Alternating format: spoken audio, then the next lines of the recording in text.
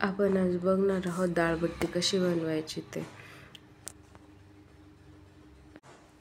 सर्वात आधी आपण जिरा आणि बडीशेप मिक्सरमध्ये बारीक करून घ्यायचा।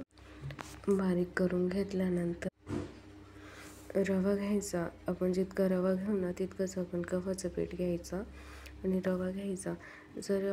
तुम्ही गिरणीमधून बट्टीचं दळून आणलेलं असेल ना तर रव्याची काही गरज नाही। जर नसेल ना तर आपण सपोज 2 वाट्या जर गव्हाचं पीठ घेतलं ना तर 2 वाट्या आपण रवा घ्यायचा। रवा आणि गव्हाचं पीठ चांगलं व्यवस्थित एकत्र करून घ्यायचं।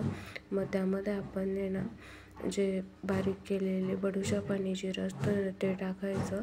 त्यामध्ये ओवा टाकायचा, धने पावडर टाकायची, तीळ टाकायची, हिंग टाकायचा, थोडीशी हळद टाकायची, आपल्या चवीनुसार मीठ टाकायचं, हिंग टाकायचा थोडासा चिमूटभर, आणि थोडा नॉर्मल खाता सोडा किंवा इनो आपण यूज करू शकतो।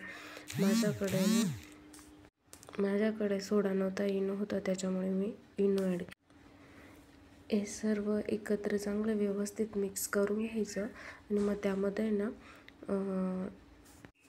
2 चमचे तेल ॲड करायचं। तेल पण चांगलं व्यवस्थित मिक्स करून घ्यायचं।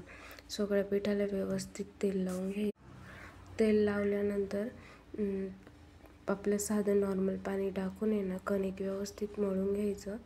कणिक मळल्यानंतर 10-15 मिनटापर्यंत कणिक चांगलं भिजू द्यायचं। तेल लावून कणिक भिजायला ठेवून द्यायचं। मग 10-15 मिनटानंतर रवा चांगला फुगलेला असतो। रवा चांगला फुलला का मग आपले बट्टी जी असते ना ती अशी म्हणजे कचर लागत नाही। रवा चांगला फुलून निघालेला असतो, त्यामुळे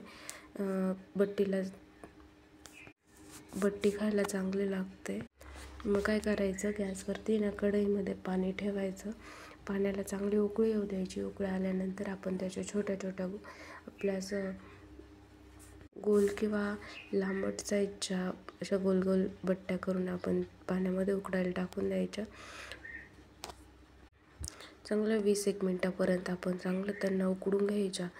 थोडं झाकण ठेवायचं, नंतर झाकण काढून घ्यायचं आणि मीडियम गॅसवरती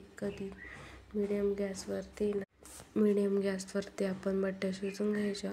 मग नंतर त्या कढईमधून आपण झाऱ्याने काढून आणि थंड होण्यासाठी ठेवायच्या। 5-1 मिनटं चांगलं थंड होऊ द्यायच्या। मग आपण चाकूने किंवा चटणीने आपण त्या कापून घ्यायचे, छोटे छोटे काप करून घ्यायचे। मग ते काप परत कढईमध्ये तेल तापायला ठेवायचं। कढईमधलं तेल कडक तापलं का मग त्यामध्ये टाकून व्यवस्थित तळून घ्यायच्या। अशा लालसर होईपर्यंत तळून घ्यायच्या। हे बट्ट्या आपण डाळीसोबत खाऊ शकतो।